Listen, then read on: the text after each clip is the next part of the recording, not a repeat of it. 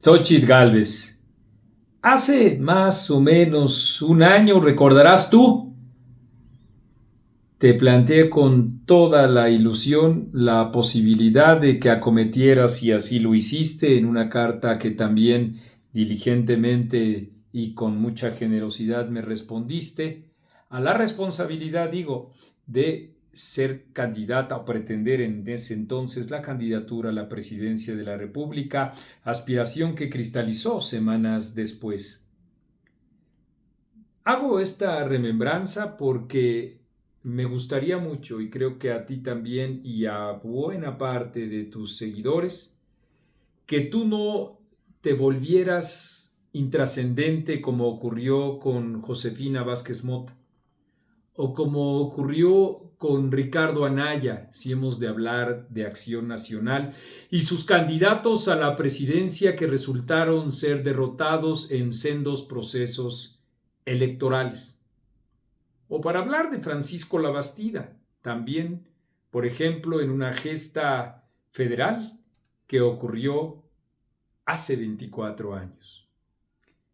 Como sea, en efecto, coincidirás conmigo en que estos tres actores políticos tienen en estos momentos un mayor relieve por haber sido candidatos más que por haber desarrollado una actividad política posteriormente a esa derrota electoral de cada uno de ellos que significara algo importante para el país y desde luego para quienes emprenden en sí misma esa carrera política.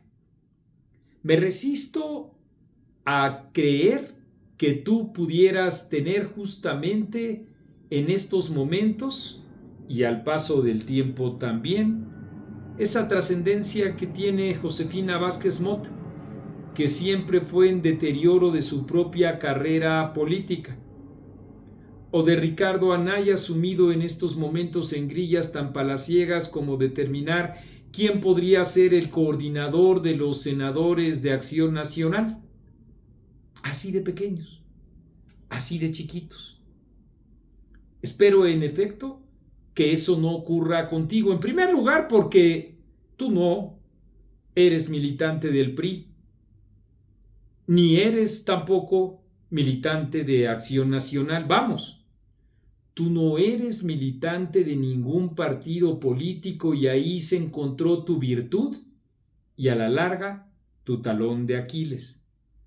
Tu virtud, porque en efecto así te lo planteaste cuando aceptaste acometer la responsabilidad de lograr la candidatura presidencial para ir por más allá de lo que planteaban los partidos y cifrar en los ciudadanos, en los de a pie, la posibilidad incluso de rebasarlo como venturosamente lo hiciste, con una gran cantidad de firmas de adhesión cercana al 1 millón de personas que generaron todo un mare magnum que impidieron cualquier tipo de chocarronería o de cochupo generado ahí en los conciliábulos de las dirigencias de los partidos políticos.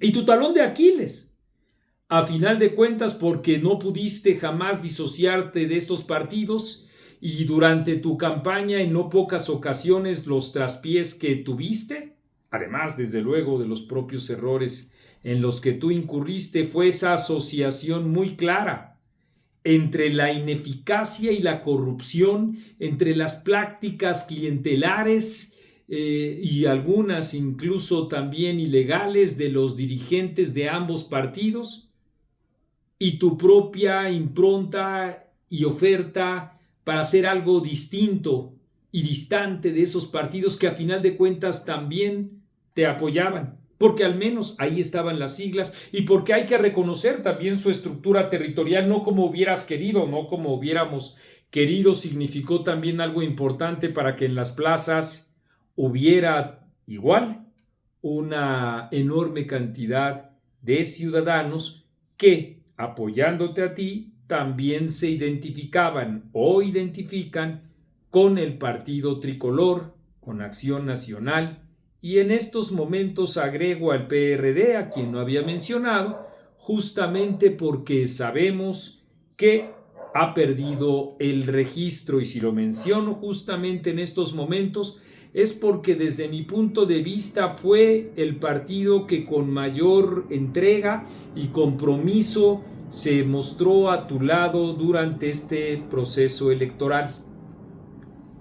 ¿Cuántas cosas no viviste a ojos vistas de todos nosotros y cuántas otras a ojos no vistos de parte de nosotros? ¿Alguna vez? Si tú consideras importante, nos lo vas a compartir, pero es suficiente con todo el registro público que deja tu campaña para darnos cuenta de las razones también de la propia derrota electoral. Desde luego, esto siempre sobre la base, y a ti te consta, de lo que nosotros señalamos era, incluso todavía ni siquiera la oposición y entre ellos tú misma, empleaban esos términos, una operación de Estado, una elección de Estado promovida por el presidente, porque nosotros lo dijimos desde hace más de 3 años y lo documentamos desde luego junto con otros analistas políticos y medios de comunicación para justamente dejar registrado para siempre el proceso electoral más inequitativo de la historia reciente de nuestro país después de 1988, cuando una operación de Estado también encabezada en este caso por el presidente Miguel de la Madrid Hurtado, para sentar como fuere, y así lo hizo, a Carlos Salinas de Gortari en un proceso igualmente viciado y lleno, desde luego, de enormes irregularidades.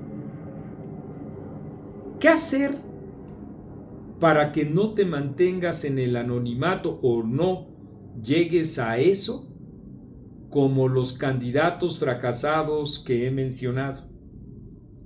Tú tienes mejor el diagnóstico que este periodista que te habla justamente solo para llamar tu atención acerca de lo que viene.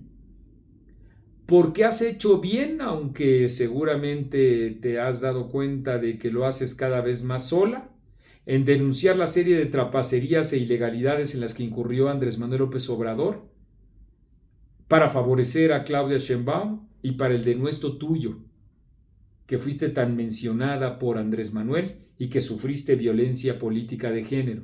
Porque esto que estoy diciendo ya también se encuentra convalidado por el Tribunal Electoral y con eso además también queda ese registro de esta enorme inequidad del proceso electoral. Pero no es suficiente. No se puede vivir de ello cuando día con día se van incorporando nuevos elementos de la agenda.